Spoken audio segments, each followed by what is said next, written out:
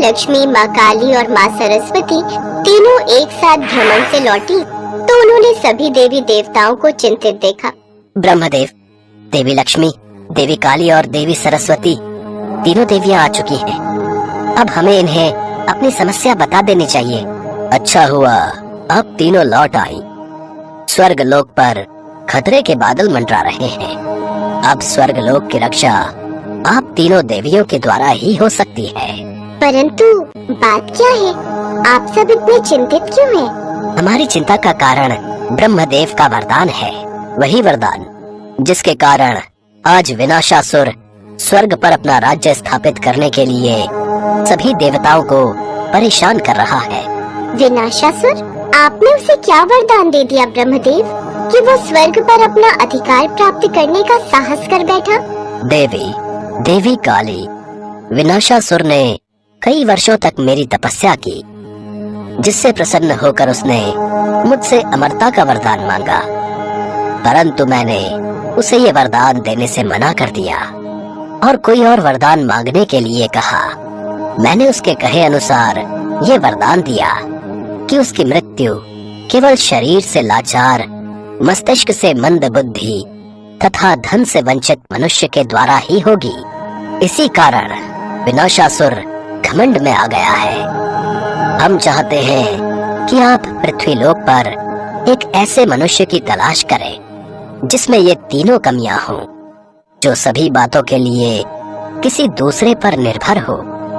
आप तीनों की शक्तियां जब एक हो जाएंगी तो विनाशासुर का अंत हो जाएगा। माँ लक्ष्मी, आप धन और वैभव की देवी हैं। माँ सरस्वती, आप विद्या और बुद्धि की देवी हैं। तथा माँ काली, आप शक्ति स्वरूपा हैं। यदि आप तीनों की शक्तियां उस मनुष्य को प्राप्त हो जाएंगी तो फिर मेरे दिए हुए वरदान के अनुसार उस मनुष्य के हाथों विनाशासुर का सर्वनाश होगा। आप अपनी चिंता छोड़ दीजिए ब्रह्मदेव, हम तीनों अपने लक्ष्य को पूरा करके ही लौटेंगे। आप तीनों देवियां महान हैं। आप तीनों की मित्रता और एकता से ही अब विनाशासुर का सर्वनाश होगा। और फिर माँ लक्ष्मी, माँ काली और माँ सरस्वती तीनों देवियां धरती लोक पर पहुँचती हैं। तीनों देवियां उस मनुष्य की तलाश कर रही थी।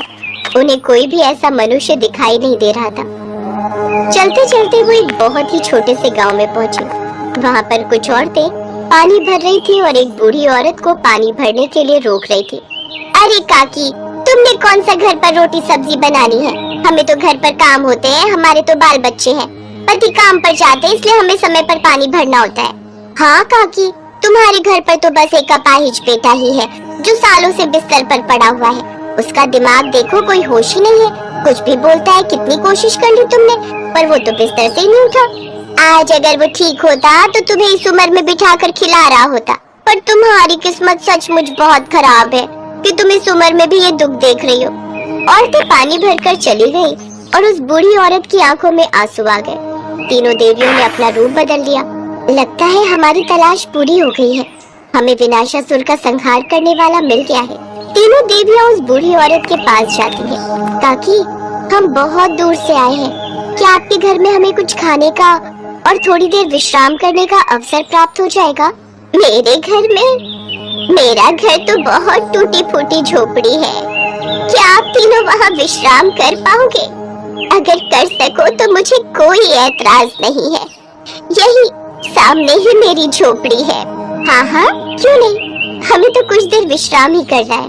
तीनों देवियां बूढ़ी औरत के साथ चली जाती हैं। एक टूटी छोटी सी झोपड़ी जहाँ पर बर्तन के नाम पर सिर्फ एक कटोरा और थाली थी। बहुत ही गरीबी। बिस्तर पर एक लाचार बेटा जो कुछ बोल सुन नहीं रहा था। काकी, ये कौन है? ये मेरा बेटा है, किशन। जब ये पैदा हुआ था तभी से इसका दिमाग कमजोर था।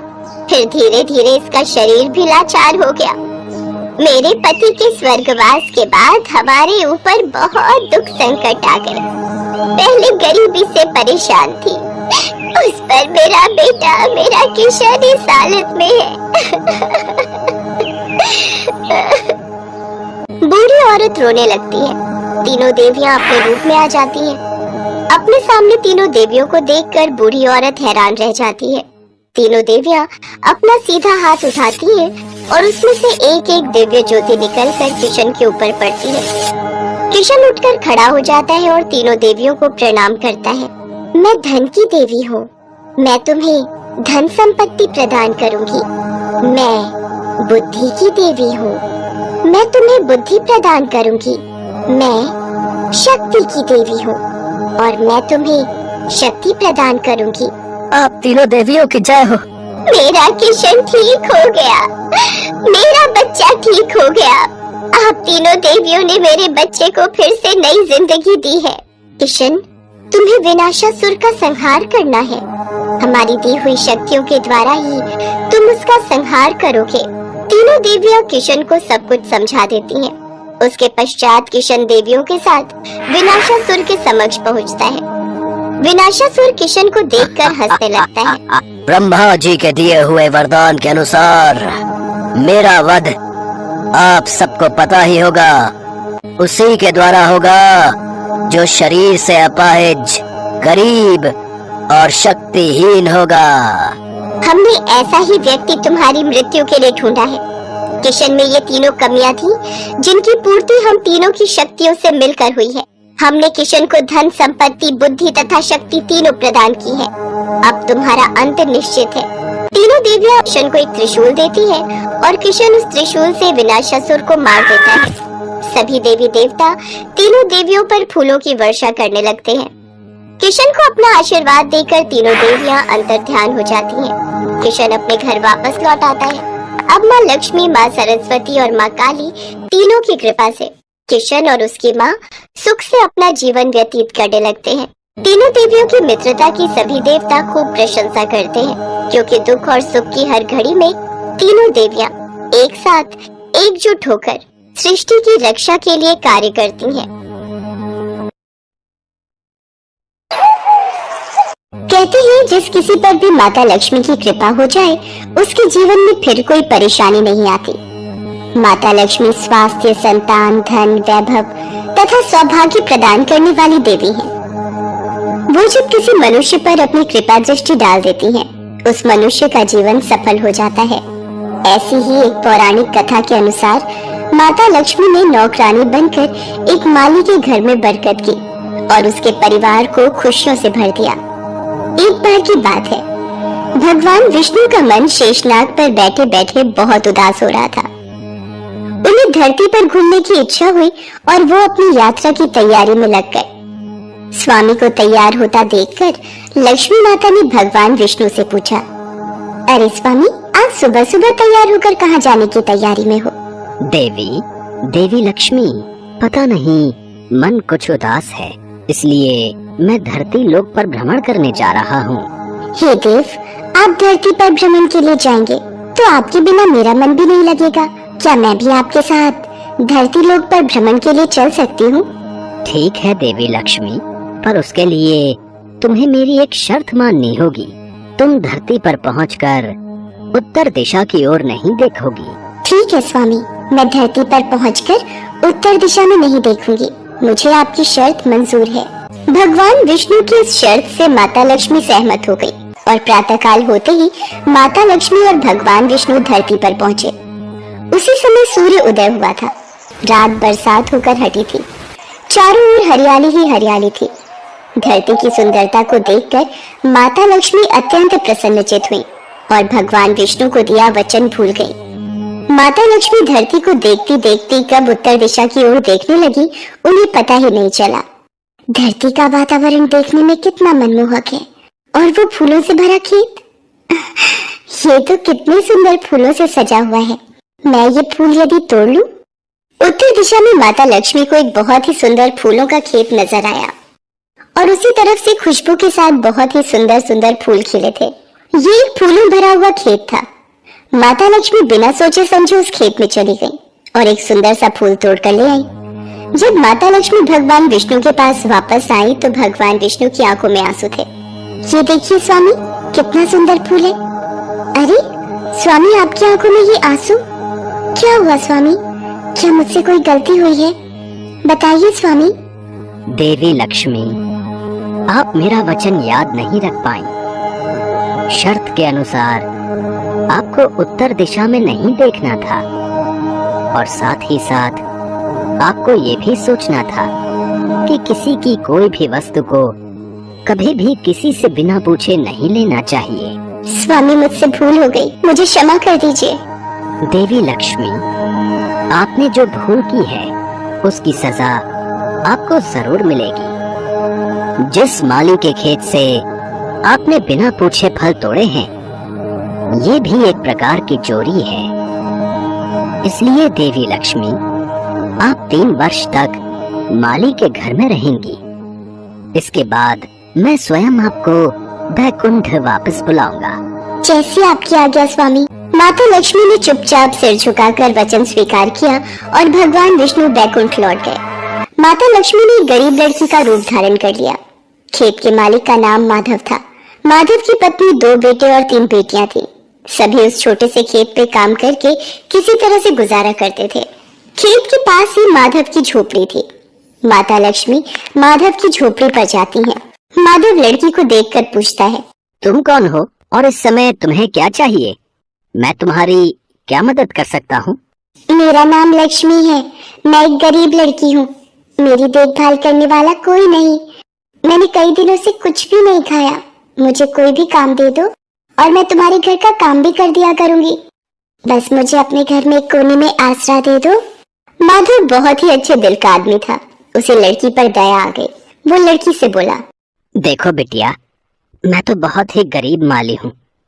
मेरी कमाई से मेरे घर का खर्च बड़ी मुश्किल से चलता है। लेकिन अगर मेरी 3 की जगह 4 बेटियां होती तो भी मैंने ही गुजारा करना था। जैसा रूखा सूखा हम खाते हैं वही खिला सकता हूँ। यदि तुम मेरे यहाँ यही रूखा सूखा खाकर खुश रह सकती हो तो अंदर आ जाओ। आपने मुझे अपनी झोपड़ी में शरण दी। आपका बहुत बहुत शुक्रिया। माता लक्ष्मी 3 साल माधव के घर पर नौकरानी बनकर रही। जिस दिन माता लक्ष्मी माधव के घर आई थी, उसी दिन से ही माधव को इतनी आमदनी हुई कि उसने एक गाय खरीद ली। अजी, ये नई गाय खरीद लाई, ये तो बहुत अच्छा हुआ। आज तुम्हारी आमदनी बहुत अच्छी हुई। सरला, सब माता लक्ष्मी की दया है। माधव, मैंने कोई चमत्कार नहीं किया। ये सब तुम्हारे दयालु स्वभाव का ही फल है जो आज तुम्हें प्राप्त हुआ है। तुमने तो मुझे एक गरीब लड़की समझकर अपने घर में शरण दी है। धीरे धीरे माधव की आमदनी अच्छी हो गई। उसने जमीनें खरीद ली और फिर एक बड़ा पक्का घर भी बनवा लिया। सारी सुख समृद्धि, गहने, कपड़े, जेवर सब कुछ अब माधव और उसके परिवार के पास था। लक्ष्मी माधव के घर और खेत में काम करती रहती थी। एक दिन माधव ने सोचा, मुझे ये सब इस लड़की लक्ष्मी के आने के बाद मिला है।